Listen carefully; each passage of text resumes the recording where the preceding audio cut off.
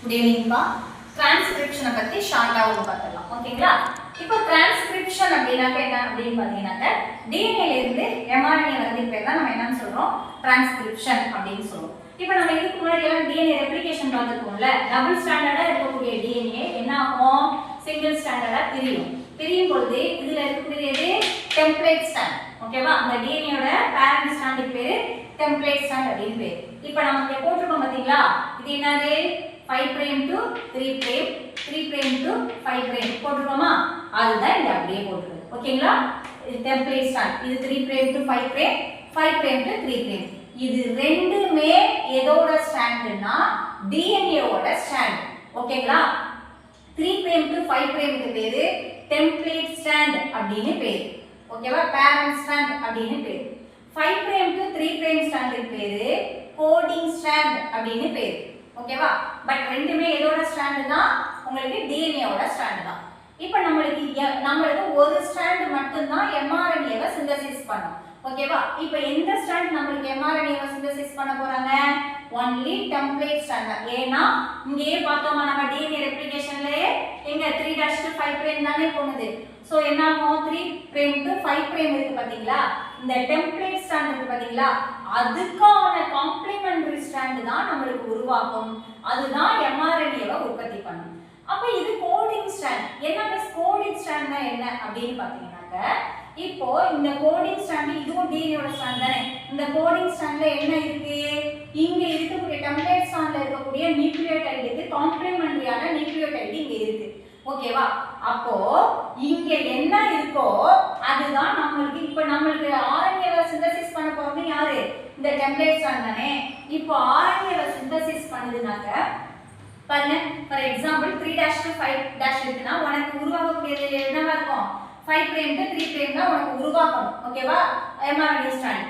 இங்க அடினைன் இருக்குனாக்க இங்க என்ன இருக்கணும், அடினைன் இருந்தா ஆர்என்ஏவை பொறுத்தவரைக்கும் என்ன கிடையாது, தைமின் கிடையாது. அப்ப தைமின் பதிலா அங்க என்ன இருக்கு, யுராசில் இருக்கும். அப்ப அங்க அடினைன் இருக்குன்னா இங்க உனக்கு என்ன இருக்கும், யுராசில் இருக்கும். தைமின் இருக்குன்னா இங்க உனக்கு என்ன இருக்கும், அடினைன் இருக்கும். குவானின் இருக்குனாக்க இங்க உனக்கு என்ன இருக்கும், சைட்டோசின். சைட்டோசின் இருக்குன்னா இங்க உனக்கு என்ன இருக்கும், குவானின். அடினைன் இருக்குனாக்க இங்க உனக்கு என்ன இருக்கும், யுராசில் இருக்கும், ஓகேவா? சோ இந்த தைமின் இருக்கிற கோடிங் ஸ்டாண்ட பாருங்க, கம்பேர் பண்ணுங்க. கோடிங் ஸ்டாண்ட்ல தைமின் இருக்கிற இடத்துல யுராசில் இருக்கும்.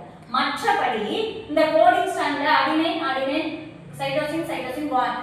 கோடிங் ஸ்டாண்ட்ல என்ன இருக்கோ அதே மாதிரியான நியூக்ளியோடைடு தான் இங்க உனக்கு இருக்கக்கூடிய எம்ஆர்என்ஏ சிந்தசிஸ் பண்ணுது பாத்தீங்களா, இதுலயும் இருக்கும்.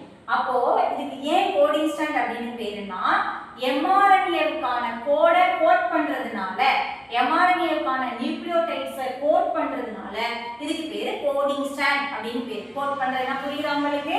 இங்க என்ன நியூக்ளியோடைட்ஸ், ஏன்னா டெம்ப்ளேட் ஸ்டாண்டுக்கு காம்ப்ளிமெண்டரியான நியூக்ளியோடைடு தான் இங்க இருக்கு டிஎன்ஏல. இது எல்லாமே டிஎன்ஏவோட நியூக்ளியோடைடு.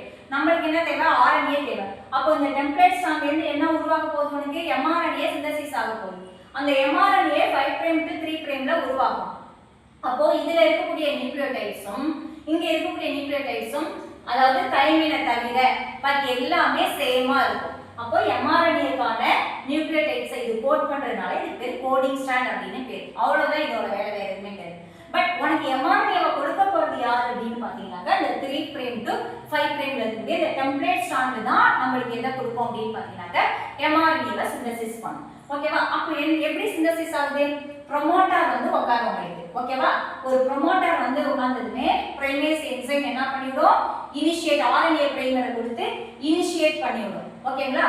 இனிஷியேட் பண்ணிவிடுறதுமே ஃபர்ஸ்ட் என்ன வரும், எப்பவுமே உனக்கு ஏயுஜி மெத்தியோனைன் இருக்கு பாத்தீங்களா, அந்த கோடன் வந்து என்ன பண்ணிவிடும், இனிஷியேட் பண்ணிவிடும்.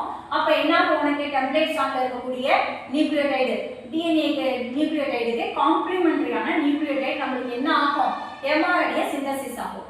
சிந்தசிஸ் ஸ்ட்ரக்சரல் ஜீன் எலாங்கேஷன் ஆகி போயிட்டே இருக்கும், ஓகே? உனக்கு போதுமான அளவு எம்ஆர்என்ஏ போதும் அப்படின்னாக்கா நீ எவ்வளவு புரோட்டீன் சிந்தசிஸ் பண்ணணுமோ அதுக்கு தேவையான அளவு எம்ஆர்என்ஏ சிந்தசிஸ் பண்ணியாச்சுனாக்க உனக்கு போதும் அப்படின்னா டெர்மினேட்டர் ஜீன் வந்து இங்க உட்காந்துடும், ஓகேவா? டெர்மினேட்டர் ஜீன் வந்து உட்கார்ந்தாலே என்ன ஆயிடும், உனக்கு ஸ்டாப் ஆயிடும், ஓகேவா? அப்போ டெர்மினேட்டர்னாக்க ஸ்டாப் கோடான் வந்து உட்காந்துடும். சோ உட்கார்ந்ததே உனக்கு என்ன ஆகாது, எம்ஆர்என்ஏ சிந்தசிஸ் ஆகாது.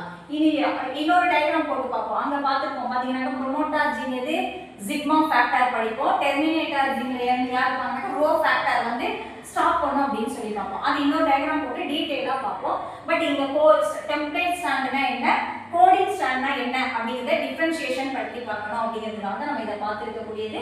இப்போ கோடிங் ஸ்டாண்ட்னா தெரியாது, டெம்ப்ளேட் ஸ்டாண்ட் எம்ஆர்என்ஏவை சிந்தசிஸ் பண்ணும்.